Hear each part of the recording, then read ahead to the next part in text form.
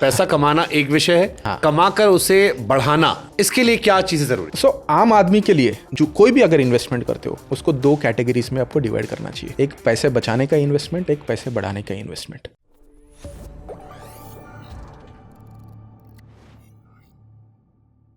कमाना, वही फिर मेरा सवाल है कि पैसा कमाना एक विषय है, हाँ। कमाकर उसे बढ़ाना, हाँ, इसके लिए क्या चीजें जरूरी है, अगर आपको 3-4 चीजें से बतानी हो? सो आम आदमी के लिए जब जो कोई भी अगर इन्वेस्टमेंट करते हो तो उसको दो कैटेगरीज में आपको डिवाइड करना चाहिए। एक पैसे बचाने का इन्वेस्टमेंट, एक पैसे बढ़ाने का इन्वेस्टमेंट। ओके। पैसे बचाने का इन्वेस्टमेंट इज हमेशा शॉर्ट टर्म, कि आपको 2 साल बाद गाड़ी खरीदना है, या 2 साल बाद आपको आईफोन खरीदना है, 2 साल बाद ज़मीन खरीदना है। तो ये जब भी शॉर्ट टर्म देख रहे हो, आप पैसे बचाने के लिए कोशिश करो। तो उसमें से उसके लिए आप सेफ इन्वेस्टमेंट्स में करते हो, जैसे एफडी हो गया, बॉन्ड्स हो गया, ये सेफर इन्वेस्टमेंट है। और दूसरा पैसे बढ़ाने का इन्वेस्टमेंट, जिसमें आप लॉन्ग टर्म देख रहे हो। एक आम आदमी मोस्टली रिटायरमेंट के लिए या बच्चों की शादी के लिए वो जमा कर रहे होते पैसे, जिसमें उनके पास 15-20 साल रहते। उसमें आप ऐसे इन्वेस्टमेंट्स चुनोगे जो एफडी और बॉन्ड से बेटर, फास्टर कंपाउंडिंग कर सकते, जो वॉरेन बफे ने किया था, जो स्टॉक्स में ज़्यादा कंपाउंड कर सकते। वो इसीलिए कॉन्फिडेंट थे कि उनको 60 साल तक पैसे को ना डिस्टर्ब करने का कंफर्ट था। तो जो भी लॉन्ग टर्म इन्वेस्टमेंट्स है उसमें आप थोड़ा सा रिस्क लेना चाहिए, इक्विटी, म्यूचुअल फंड। जो भी शॉर्ट टर्म जो पैसे बचाने का इन्वेस्टमेंट है वो एफडी और बॉन्ड्स, ऐसे सेफर इन्वेस्टमेंट में पैसा डालना चाहिए। और पैसे अगर आपको बढ़ाना है तो the biggest thing is time. जितना ज़्यादा टाइम के लिए आप पैसे को टच नहीं करते हो, उतना फास्टर और उतना ज़्यादा अमाउंट में आपका पैसा ग्रो होता है। और पैसे अगर आपको टच नहीं करना है, पैसे कैसे टच नहीं करोगे? जब आपने एक इमोशनल और फाइनेंशियल सेफ्टी नेट क्रिएट किया, तभी आप पैसे को टच नहीं करते हो टू इन्वेस्ट। तो इसका मैं एक सिंपल फार्मूला बताता हूँ कि for an average investor how do you go about investing. आपको 4 चीज़ें करना चाहिए। फर्स्ट थिंग इज़, आपने लेट्स से पैसे कमाना शुरू किया तो पहली चीज़ आप करोगे, इंश्योरेंस लोगे, हेल्थ इंश्योरेंस और टर्म इंश्योरेंस। इससे क्या होता है कि आप कभी भी नेगेटिव में नहीं जाओगे। खुदा ना खास्ता कुछ हो गया तो आपके फैमिली के लिए एक सेफ्टी नेट हमने बना दिया। दूसरा, आपको कुछ बड़ी हेल्थ इमरजेंसी हो गई तो आपके पास हेल्थ इंश्योरेंस है, so that you don't touch your investment. ये फर्स्ट थिंग हो गया। जो सेकंड चीज़ आप करोगे is emergency fund. Emergency fund का कॉन्सेप्ट ये होता है कि आप अपने 2 साल या 1 साल का जो खर्चा है, उतना अमाउंट आप कोई सेफ इन्वेस्टमेंट में डाल के रखते हो। इसका रीज़न ये होता है कि दुनिया में बहुत सारे इंसिडेंट्स होते रहते हैं, जैसे कोविड हुआ या सब प्राइम मॉर्गेज क्राइसिस हुआ 2009-2010 का। ऐसे जब इंसिडेंट होता है तो एक तो दुनिया में ये गलत चीज़ें हो रहा है और आपके पर्सनली भी कुछ गलत चीज़ें हो रहे थे। फॉर एग्जांपल, कोविड में बहुत सारे लोगों का बिजनेस ठप हो गया, बहुत लोगों का जॉब चला गया, एंड उसी टाइम पे आप स्टॉक मार्केट देखोगे वो भी गिरे पड़े होते, राइट। तो अगर जब आपकी जॉब चली गई तब आपको आपके स्टॉक्स में इन्वेस्टेड पैसा टच करने जाओगे तो बहुत नीचे वाले रेट में मिलेगा। तो उसको टच नहीं करना, तो एक इमरजेंसी फंड क्रिएट करोगे जिसमें आप सेफ इन्वेस्टमेंट करोगे। जैसे आपका एफडीज हुआ, बॉन्ड्स हुआ, जिसमें आपका सर्टेनिटी है कि मेरे पैसे डूबेंगे नहीं, मेरे पैसे जब चाहिए तब मेरे को मिल जाएंगे। तो इससे एक फाइनेंशियल सेफ्टी नेट मिला, दूसरा इमोशनल सेफ्टी नेट भी मिला। Investment, emergency investment.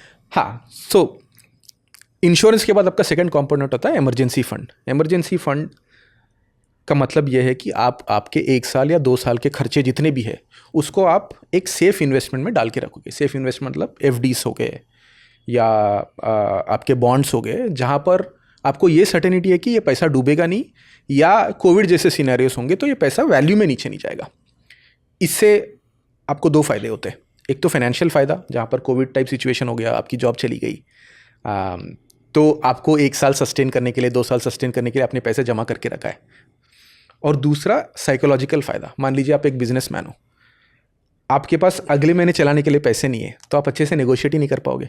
आप कैमरामैन हो, कोई आपको बुलाया, पैसों की बात चल रही है, आप हक से आपका पैसा मांग ही नहीं पाओगे जब तक आपको ये डर है कि ये प्रोजेक्ट अगर नहीं मिला मेरे को तो मेरा अगले महीने की पैसे नहीं मेरे पास। ट्रू।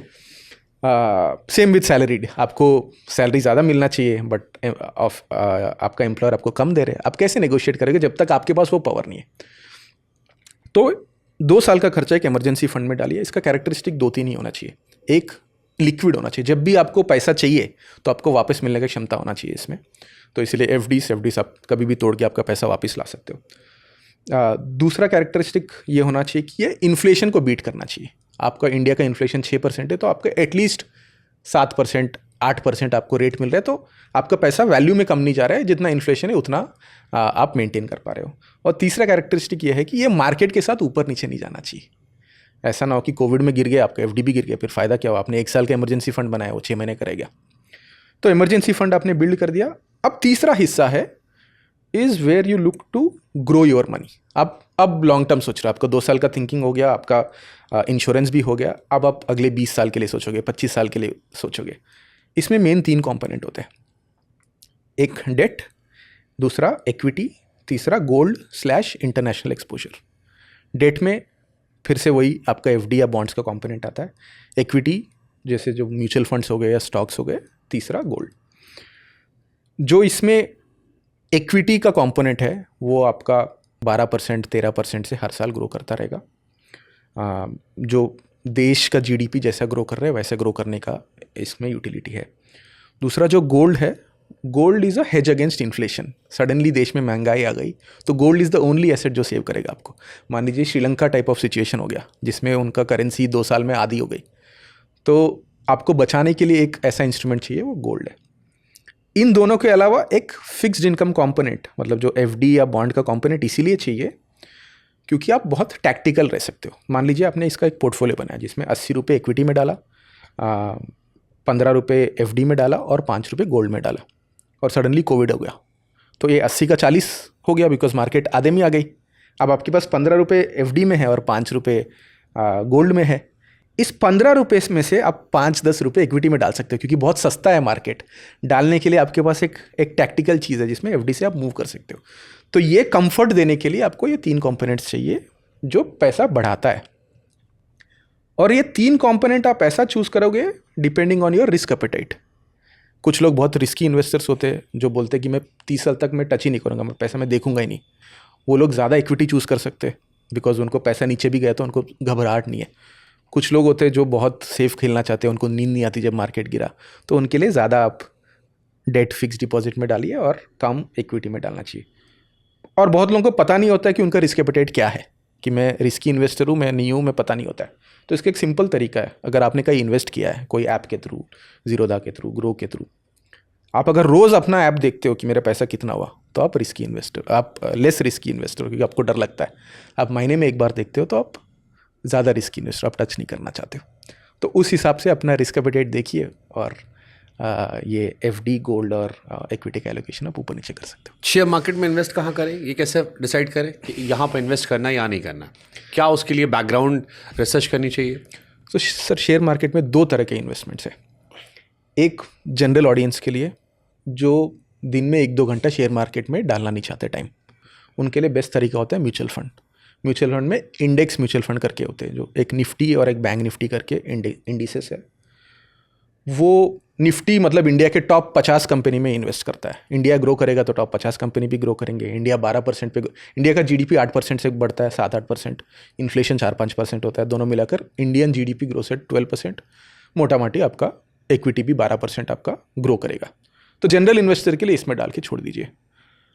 अब कुछ इन्वेस्टर्स होते जिनको डायरेक्ट इक्विटी में डालना चाहते, वो तभी डालिए जब आप दिन के 2-3 घंटा कंपनीज को रिसर्च करने में आपको इंटरेस्ट है, आपको जेन्युइनली मज़ा आता है, तो आप इक्विटीज़ में डाल सकते हो।